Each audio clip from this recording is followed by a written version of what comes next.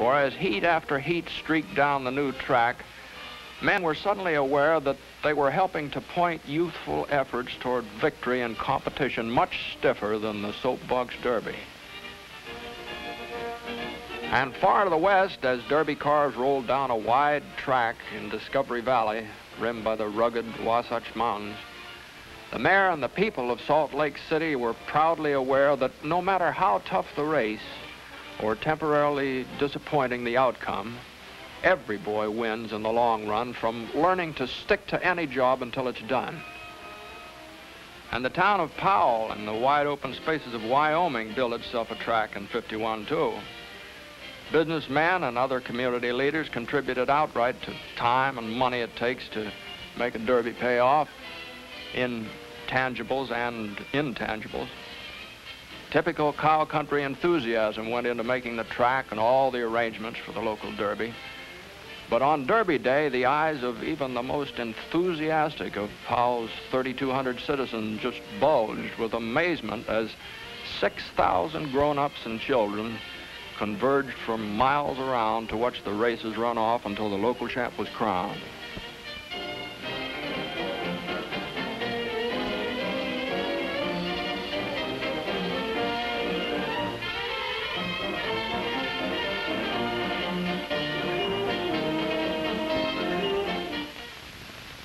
And northeastward a ways, by the time all the work was done and every detail taken care of, the turnout at Milwaukee of spectators, friends, families, race officials, as well as the boys in their cars, well, that proved to the grown-ups once again that the Soapbox Derby has become a real community project.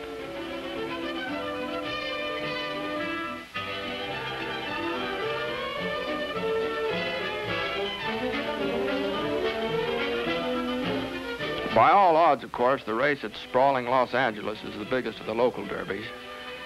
For by the time every last one of the arrangements has been made by every last member of every committee of civic-minded grown-ups, more than 700 eager boys waited their turn at the starting line. It took 3 days to run off this mammoth local race. But to each one of the boys, as to each of the thousands of other boys from coast to coast who race in the local derbies every year, the odds against winning seem but molehills along the dizzy heights they must climb to manhood. For through the derby, every one of them learns for keeps the lessons their parents teach, that what's worth having is worth going after.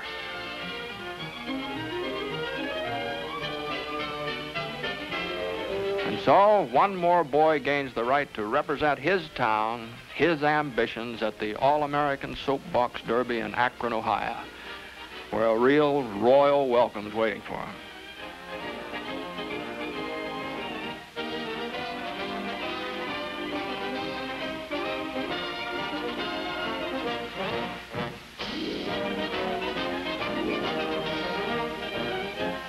As always at the All-American Soapbox Derby in Akron, official cars bring the 150 local champions to headquarters.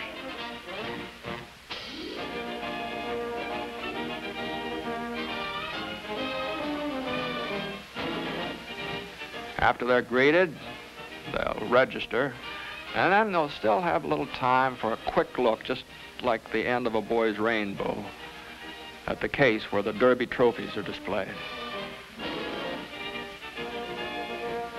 Of course, for the 4 days of the Derby, the boys live at Derbytown. It's a YMCA camp turned over to the champions every year. And under the guidance of 50 trained counselors, they do all the things boys love to do together. Compete with each other in games as well as in races. Or they even marvel at the wood and ivory handiwork of a grown-up hobbyist.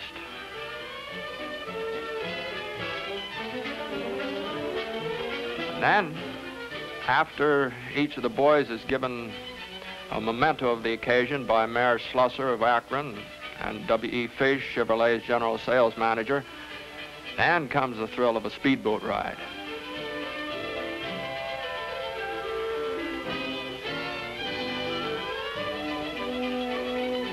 Meanwhile, of course, Derby Downs itself is all a bustle with pre-race activity. Cars are beginning to be lined up for official inspection, weighed in. Proud young mechanics are putting the last gleaming touches on them. And every boy's given the opportunity to get the feel of the Derby track under the spinning wheels of his own car.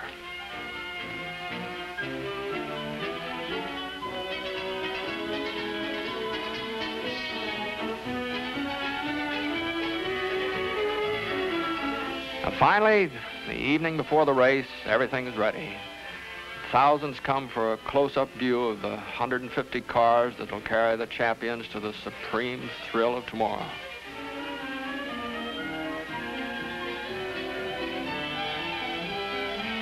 And then, day of days, Derby Day. The 14th running of the All-American Soapbox Derby, the racing classic of all boyhood and one of the most thrilling sports spectacles of the nation. And as thousands gather in the stands, each shares deep within them the excitement in the hearts of the champions who came here. It carries with them the good wishes of those who didn't, and gains something of the spirit of this spectacle, something of the feeling of why and how grown-ups as well as boys come out ahead in Derby.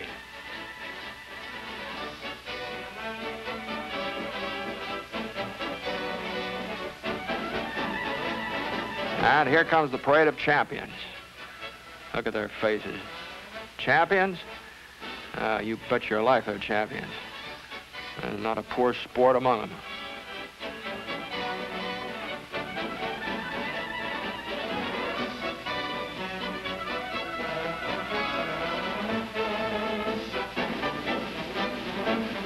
And in the parade, too, are the guests. They're champs in their own field.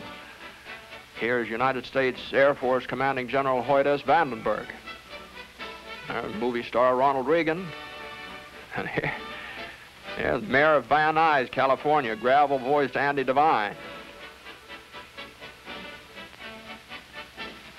There's TV stars Paul Winchell, Jerry Mahoney. And here's the president of that other race classic, Wilbur Shaw, Indianapolis Speedway.